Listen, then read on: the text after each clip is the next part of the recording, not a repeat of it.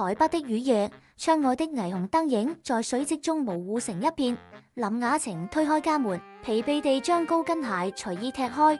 屋內只有那份便利商店微波晚餐散發出的單調香氣。身為金融主管，他白天在數字與洗錢案中冷靜穿梭，夜晚卻只能攤在沙發上，任由手機熒幕那冰冷的光影亮他蒼白的臉龐。就在這時，一條訊息悄然跳出，的閱讀品味很特別。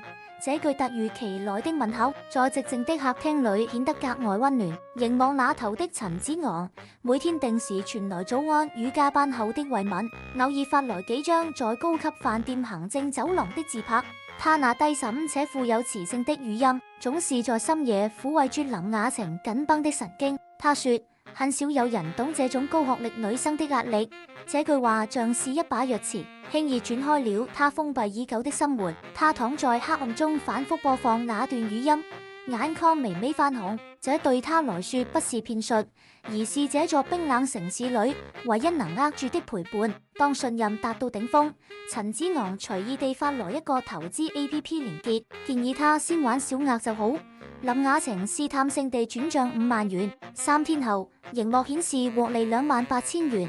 他站在 ATM 前，看住機器吐出真實的鈔票，那清脆的點鈔聲讓他徹底放下了最後一絲戒心。緊接住，陳子昂語氣焦急地催促：這是黃金進場點，錯過就沒了。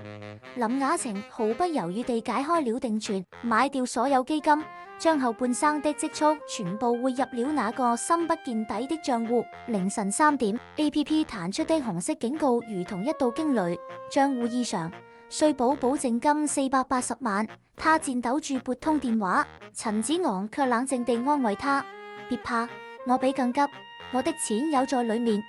這句話成了他溺水前死死抓住的最後一根稻草。次日，在銀行櫃台前，行員眉頭緊鎖地勸咗：小姐，這很可能是詐騙。林雅晴猛地拍着，情緒瞬間失控地尖叫：你們不懂，他不是那種人。周圍鄙夷的目光刺痛住他，他卻只想維護那最後的尊嚴。與此同時，遠在東南亞的機房內，數千支手機整齊排列，白板上寫住殘酷的口號：孤獨的人最穩定。年輕的成員熟練地按下複製貼上。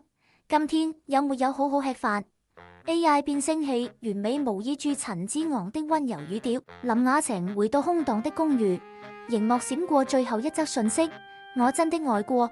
一滴淚落在熒幕上，光線隨之熄滅。現代詐騙，騙的從不是錢，而是人對幸福的最後一點相信。